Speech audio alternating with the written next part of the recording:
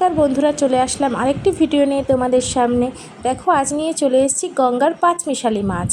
ভালো করে কেটে ধুয়ে পরিষ্কার করে নিয়েছি। এবার লবণ আর হলুদ আমি মাখিয়ে নেব মাছটায় ভালো করে। সঙ্গে লাগবে টমেটো কুচি আর একটা বড় সাইজের পেঁয়াজ কুচি, সেটা করে নিয়েছি। এবার একটা বাটিতে মাছগুলো সব নিয়ে নিয়েছি আর কাঁচা লঙ্কা চেরা এর মধ্যে দিয়ে দিলাম।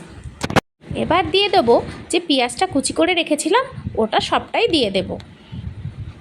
পেঁয়াজ কুচি তো দিয়ে দিলাম, এরপরে যে টমেটোটা কুচি করে কেটে রেখেছিলাম ওটাও এর মধ্যে সবটাই দিয়ে দেব। আর পালা গুঁড়ো মশলা দিয়ে দিলাম, জিরে গুঁড়ো 1.5 চামচ। তোমরা চাইলে জিরেটা একটু বেটে দিতে পারো, আমার কাছে ভেজে গুঁড়ো করা ছিল তাই দিয়ে দিলাম। এই লঙ্কার গুঁড়োটাও শুকনো লঙ্কার গুঁড়ো, এটাও বাড়িতে বানানো। দেখো, এরপরে দিয়ে দিলাম 1 চামচ হলুদ গুঁড়ো। মাছে লবণ দেওয়া আছে তাই অল্প পরিমাণে লবণ দিলাম। দিচ্ছি মেন জিনিস, যেটা ছাড়া এটা অসম্পূর্ণ, কাঁচা সর্ষের তেল। বেশ খানিকটা কাঁচা সর্ষের তেল দেওয়ার পর এবার ভালো করে হাতের সাহায্যে এটা মাখিয়ে নিতে হবে। ভালো করে চটকে এটা মাখিয়ে নেব। হাত দিয়ে যত ভালো করে মাখবে, এটার মশলাপাতি ভালো করে মাছের গায়ে ঢুকবে। এরপর মাখিয়ে নিয়েছি 10টা মিনিট, আমি এইভাবেই একটু রেস্টে রেখে দেব। তোমরা চাইলে আরও বেশ খানিকক্ষণ রাখতে পারো। মিনিট 10 হয়ে গেছে। এবার কড়াই গরম হয়ে গেছে, সর্ষের তেল দিয়ে দিলাম অল্প করে। দেখো, তেলটা বেশ ভালো গরম হয়ে গেছে আর চারিদিকে কড়ার নাড়িয়ে নিলাম, যাতে মাছটা দেওয়ার পর মাছটা যেন লেগে না যায়। এরপরে মাখানো যে মাছটা, ওটা আস্তে আস্তে ভালো করে কড়াইয়ের মধ্যে সাজিয়ে দেব। দেখো, মাছটা আমি সুন্দরভাবে সাজিয়ে নিয়েছি কড়াইতে।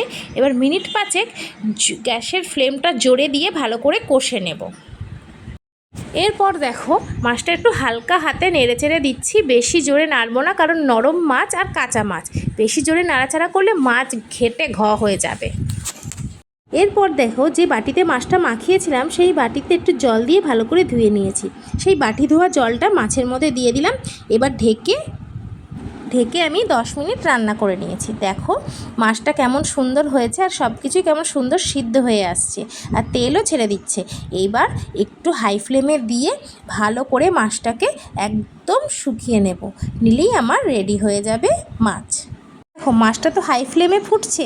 এরপরে একটু ধনেপাতা কুচি আমি দিয়ে দিলাম। অবশ্যই বাড়িতে ধনেপাতা কুচি থাকলে দেবে, এর স্বাদকে দ্বিগুণ করে দেয়। তাহলে এবার একটু নেড়ে চেড়ে নিই। দেখো, মাছটা কেমন শুকনো হয়ে এসছে।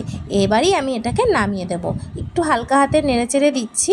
এবার নামিয়ে এটা গরম গরম ভাতে সার্ভ করো, খেতে অসাধারণ হয়। দেখো বন্ধুরা, মাছটা নামিয়ে নিয়েছি আর দেখতে যেমন সুন্দর হয়, এটা খেতেও সুন্দর হয়। আমি বাড়িতে আগেও বানিয়েছি। তোমরা তো সবসময় আর চুনো মাছ পাবে না, যদি পাও এইভাবে একবার রান্না করে অবশ্যই দেখো আর বলো কেমন হয়েছে। একটা লাইক, কমেন্ট, শেয়ার আর ফলো করে দিও বন্ধুরা।